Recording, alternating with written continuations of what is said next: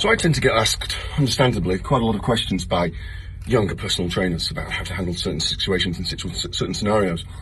And one of the things, before I explain one of these scenarios, one of the things that kind of concerns me, and I think is just an enormous problem with the entire global personal training industry, and that is these guys and girls, they get the piece of paper, they get their certification, which costs anything from a few $100 to many, many thousands. And then they're thrown on the gym floor. They're woefully unprepared. They instantly have outgoings because they're usually paying rent to the commercial gym in which they work. The commercial gym stacks it high, sells it cheap. So if there's room for 10 trainers, the commercial gym will bet your bottom dollar, put 20 trainers on that gym floor and let them fight it out.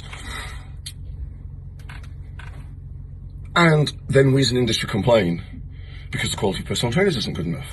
When personal trainers burn out and they get no opportunity to succeed because they get no opportunity to learn. It's an apprenticeship when you start for several years. In many cases, it's a deep, ingrained, entrenched, difficult apprenticeship because it's a difficult job to do well. So until we can fix that problem of commercial gyms judging trainers solely by their ability to sell, and until we can fix the problem of just pushing out grotesquely unqualified trainers, and honestly, you know, you've got an undergraduate degree in kinesiology or sports science or whatever it may be, it doesn't make you qualified to be a personal trainer. It doesn't. You've often got to relearn so many things.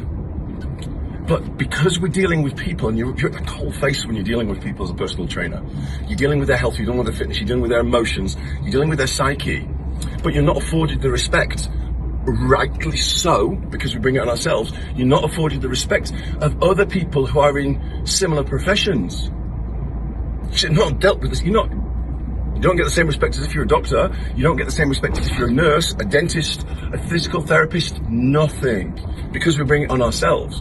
Certain trainers will get treated with a certain amount of respect. I was always treated with respect, but that's because of the type of personality I have as much as anything else.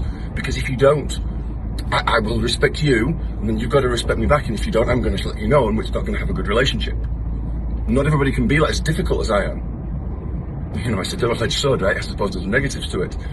So these poor, young trainers are thrown in at the deep end with no actual training for how to handle difficult situations. So I was asked, what do you do if the client is always late? How do you handle it? Because, you know, they should be having instruction in this and mentored in this, and all that kind of stuff should be coming from the gyms. It's never going to, because it's too much work.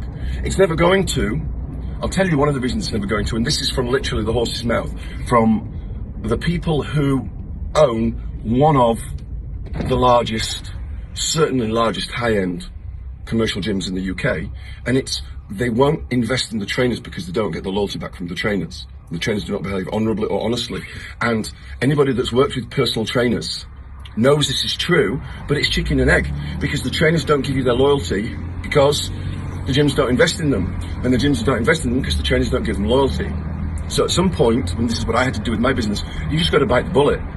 You got to bite the bullet, develop a thick skin, and invest knowing that you're going to get stabbed in the back, the front, the side, and you're going to get dealt with a lot of great, ungrateful, entitled sons of bitches, to be honest with you.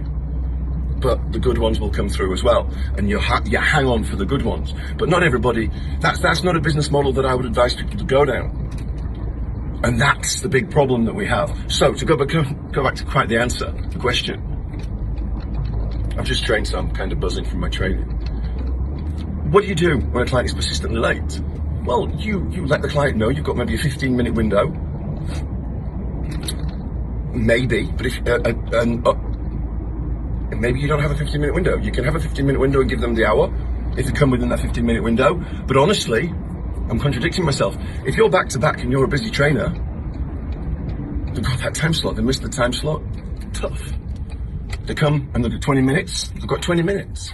That's the way that you should do it, really, to be honest with you. If you're back to back. If you're not back to back, give them 15 minutes leeway. Give them 15 minutes grace. And if they turn up more than half an hour late, you don't have to wait around for them. You know, you let them know, you send them a message. I'm going to go now. You should demand respect.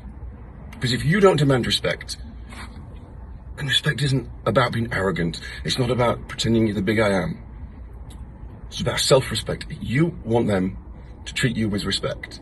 They must respect your time because you should respect their time. As long as you respect their time, it's going to go cut both ways. So that's what you do. And the client that's persistent and late and you find things aren't working right, you sit down with them and say, this is costing you this. It's costing you this because you're always late.